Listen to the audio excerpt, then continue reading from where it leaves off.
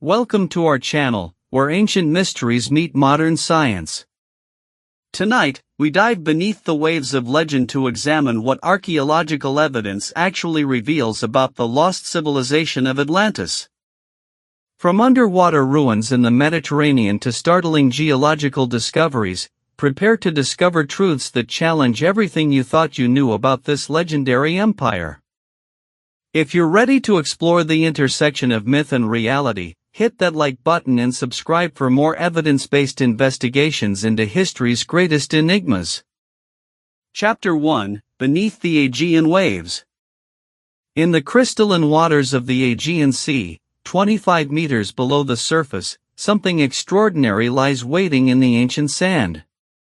Bronze implements glint in the filtered sunlight, their metal surfaces still bearing the marks of skilled craftsmen who worked them over 3,000 years ago.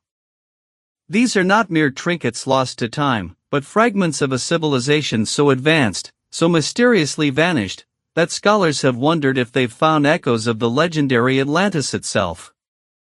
Picture the Mediterranean world of 1600 BCE. Palatial complexes rise majestically from terraced hillsides, their walls adorned with vibrant fresco paintings depicting sacred bulls and elegant figures performing the dangerous art of bull leaping. In the great megaron halls, linear scripts record the complex trade networks of a powerful thalassocracy whose influence spans the wine-dark sea. Massive pithos jars, tall as a person, store precious oils and grain in cool stone chambers, while sacred horns crown temple rooftops under the endless Mediterranean sky. But this Bronze Age paradise was living on borrowed time, perched above one of the most volatile geological forces on Earth. The island of Thera, known today as Santorini, was once a complete landmass, home to a thriving settlement that archaeologists have named Akrotiri. Here, beneath layers of volcanic ash that preserved them like a Bronze Age Pompeii, we find evidence of a sophisticated urban center with multi-story buildings, advanced drainage systems, and artwork of stunning beauty. The frescoes recovered from Akrotiri's buried streets show a society of remarkable refinement, elegant women in flowing robes, merchant ships with dolphin escorts, and architectural details that speak of prosperity and artistic achievement. The residents of Akrotiri worked with bronze implements in workshops that hummed with activity. Metalworkers shaped tools and weapons with techniques passed down through generations, their hammers ringing against anvils in rhythmic symphony. The grinding of grain in stone querns provided the daily soundtrack of domestic life, while the lowing of sacred bulls echoed from ceremonial courtyards where religious rituals connected the people to their gods. Then came the catastrophe that would erase this world from memory and perhaps inspired the greatest lost civilization legend of all time. Around 1600 BCE, the volcanic island of Thera began to rumble with ominous warnings. Deep beneath the earth, magma chambers that had remained dormant for centuries were stirring. The residents might have heard distant rumblings from the volcanic vents, felt tremors beneath their feet as they went about their daily tasks. But nothing could have prepared them for what was to come. When Thera finally erupted, it unleashed one of the most devastating natural disasters in human history. The explosion was so powerful it could be heard across continents. The volcanic column shot 40 kilometers into the atmosphere, and the center of the island collapsed into the sea, creating a massive caldera that still exists today. But the eruption itself was only the beginning. The collapse generated tsunamis of unimaginable size that raced across the Aegean at tremendous speed. These walls of water, reaching heights of over 40 meters, crashed against the coasts of Crete, Cyprus, and the mainland, obliterating coastal settlements and penetrating deep inland. In a matter of hours, the sophisticated Bronze Age civilization that had flourished across the region found itself facing annihilation. Archaeological evidence from across the Mediterranean tells the story of this devastation. Layers of volcanic ash from Thera have been found in Egyptian excavations, while tsunami deposits mark ancient shorelines throughout the Aegean. The Minoan palaces of Crete show clear signs of sudden abandonment around this time, with precious objects left behind as if their owners fled in desperate haste. Underwater archaeologists working in the submerged landscapes around Santorini continue to uncover evidence of this lost world. Using advanced diving techniques and marine archaeology methods, they've mapped extensive Bronze Age settlements that now rest beneath the waves. These drowned cities reveal complex urban planning, sophisticated architecture, and the remnants of a maritime culture that once ruled the Aegean. Could this catastrophic end of a Bronze Age civilization have inspired Plato's account of Atlantis over 1,000 years later? The parallels are striking: an advanced island culture, sudden destruction, disappearance beneath the waves. As we dive deeper into these ancient waters, each discovery brings us closer to understanding how memory transforms into myth, and how real catastrophes echo through the centuries to become legend. The search for Atlantis may have begun in these wine-dark waters, where Bronze Age dreams still shimmer in the Mediterranean sun. Chapter 2: Palace of the Bull King. Rising from the hills of central Crete like a Bronze Age metropolis frozen in time, the palatial complex of Knossos stands as our most compelling window into the world that may have inspired the Atlantis legend. Here, beneath the Mediterranean sun, archaeologists have uncovered a civilization so advanced, so mysteriously sophisticated, that it challenges everything we thought we knew about Bronze Age society. The palace sprawls across nearly 6 acres, a labyrinthine wonder of corridors, courtyards, and chambers that once housed the rulers of the ancient world's greatest thalassocracy. Walk through these reconstructed halls and you're walking in the footsteps of the Bull King, the priest-ruler whose maritime empire dominated the Aegean 15 centuries before the birth of Christ. What strikes visitors first is the sheer audacity of Minoan engineering. These Bronze Age architects created the world's first known multi-story buildings, rising 4 levels above ground with sophisticated drainage systems that wouldn't be seen again in Europe for over 1,000 years. Light wells channel golden sunlight deep into the palace interior, illuminating frescoes that still blaze with vivid blues and reds after 3.5 millennia. The famous bull-leaping fresco captures the heart of Minoan culture. Young athletes vault over charging bulls in gravity-defying displays of courage and skill. These weren't mere games but sacred rituals that connected the Minoans to their patron deity, the Bull of Heaven.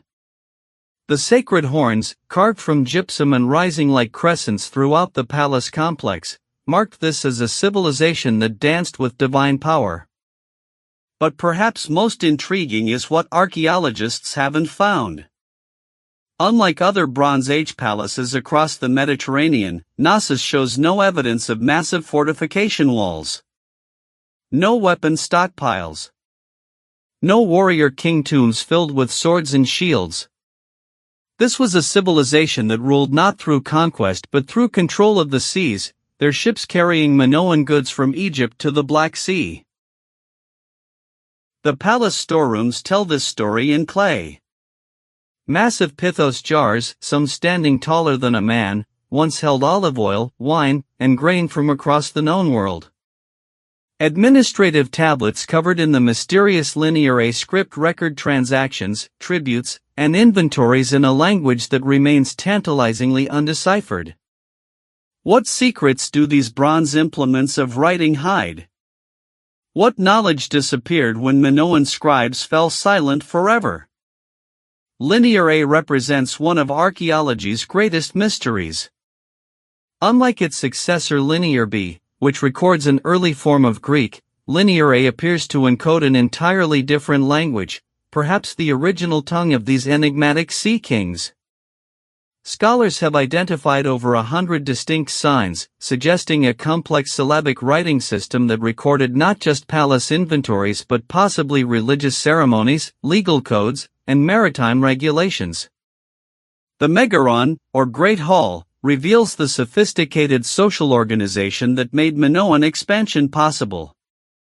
Here, beneath carved columns that taper uniquely downward like inverted trees, priests and administrators coordinated a trading network that stretched from Britain's tin mines to Afghanistan's lapis lazuli deposits. Minoan pottery appears in Egyptian tombs, while African ivory decorates Cretan throne rooms. Advanced hydraulic engineering supplied the palace with running water and sophisticated sewage systems. Bronze pipes carried fresh water through the complex while stone-lined channels removed waste, urban planning that rivals modern standards. The Queen's bathroom features a bathtub and toilet facilities that wouldn't look out of place in a contemporary home. The palace workshops reveal technological mastery that borders on the miraculous. Minoan craftsmen worked bronze into tools and weapons of extraordinary quality, created the world's first known true faience, and developed advanced metallurgy techniques including the lost wax casting process. Their jewelers produced works of such delicate beauty that modern artisans struggle to replicate them. Yet this Bronze Age marvel vanished with shocking suddenness. Around 1450 BCE, Knossos shows signs of violent destruction and abandonment. Burn layers mark the palace floors.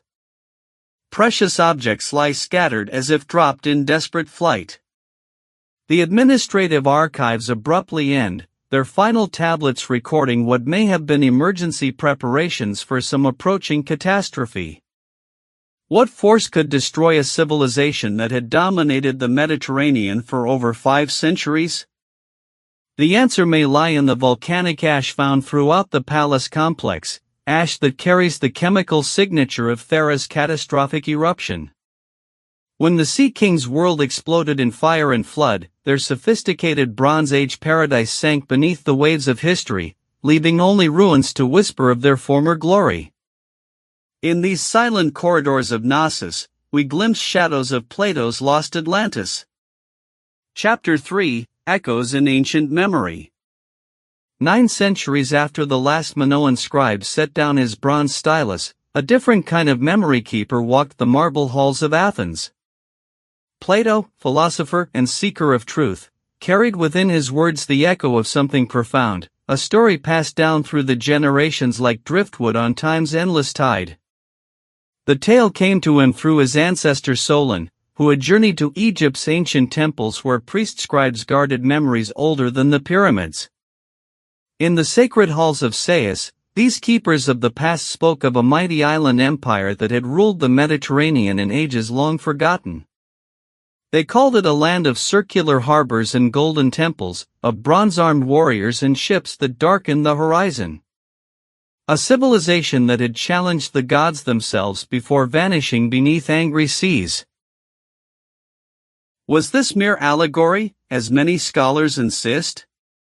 Or does Plato's account preserve the fading echo of actual catastrophe, the collective trauma of Bronze Age peoples who witnessed their world's end?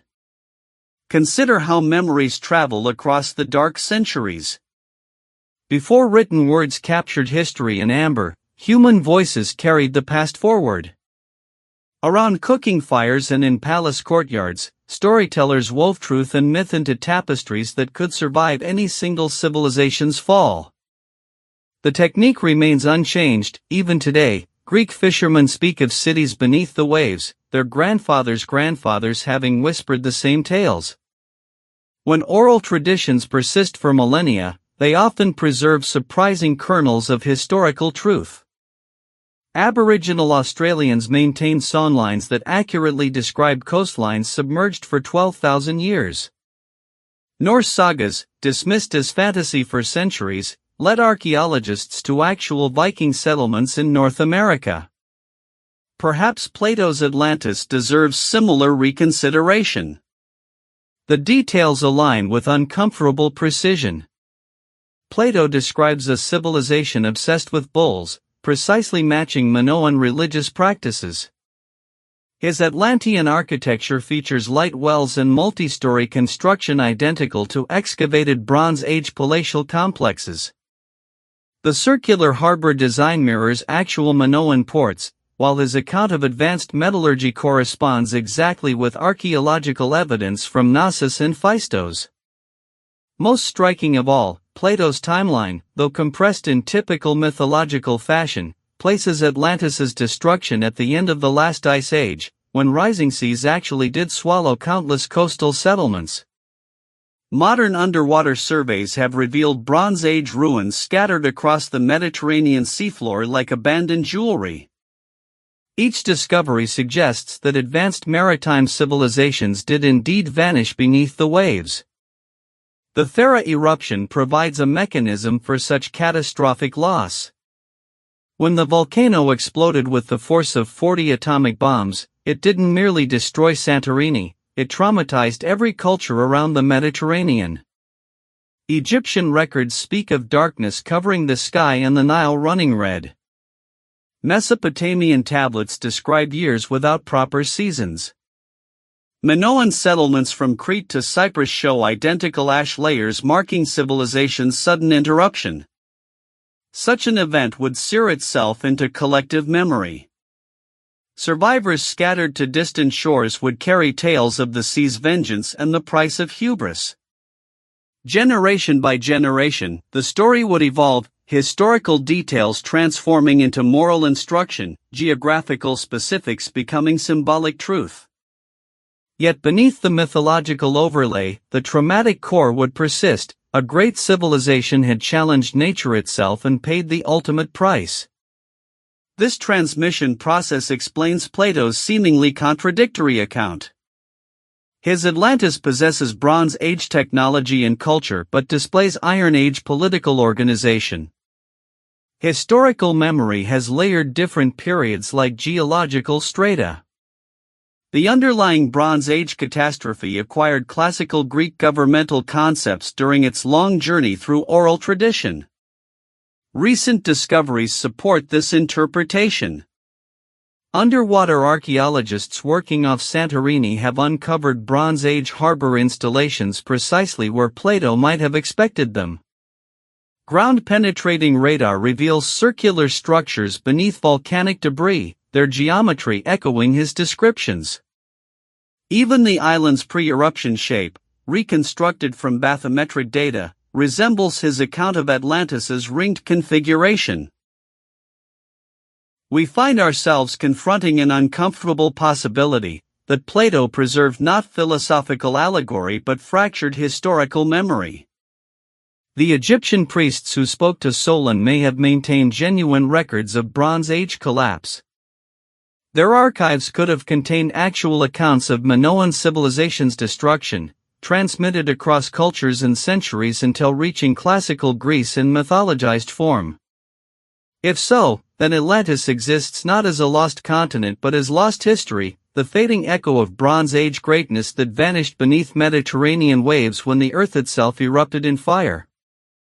In every Minoan fresco and every fragment of linear script, we encounter traces of this vanished world. The sea keeps its secrets, but memory endures. The waves that wash against Santorini's blackened shores tonight carry whispers of civilizations that flourished when the world was young. Each gentle surge speaks in a language older than written words, a rhythm that has persisted through millennia of human ambition and loss. In this eternal conversation between sea and stone, we find the truest archive of vanished worlds. Beneath these Mediterranean waters lie fragments of palace walls where bronze implements once gleamed in torchlight. Fragments of frescoes that depicted bull-leaping ceremonies now rest in darkness, their vivid pigments dissolved into the salt water that claimed them. The sacred horns that crown Minoan temples have crumbled to powder, feeding the coral gardens that bloom in the abyss. Here, in the hush of evening tides, we understand that Atlantis was never meant to be found. It exists instead in the space between memory and forgetting, between the last recorded linear script and the first uncertain translation. It lives in the question marks that punctuate our understanding, in the ellipses that follow every confident archaeological conclusion. The volcanic cliffs of Santorini catch the dying light like broken teeth, remnants of the catastrophe that erased an entire world in a matter of days. Yet even in destruction, there is strange comfort. The Earth's violence created this haunting beauty, these wine-dark waters that reflect infinite stars.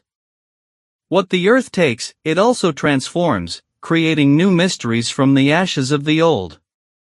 Archaeological evidence whispers rather than shouts. Each pottery shard emerges from the soil like a prayer, each foundation stone a verse in an epic we can no longer fully read. The megaron halls that once echoed with bronze hammers now exist only as outlines in the earth, their purpose is debated in scholarly journals that few will remember in another century. In the gentle lapping of waves against ancient harbors, we hear the rhythm of historical truth, that all civilizations are temporary, all achievements fleeting. The Minoans who sailed these waters believed in their permanence just as we believe in ours. Their palace complexes seemed eternal, their thalassocracy unshakable. Yet they too became whispers in the archaeological record, their grand ambitions reduced to fragments requiring careful interpretation.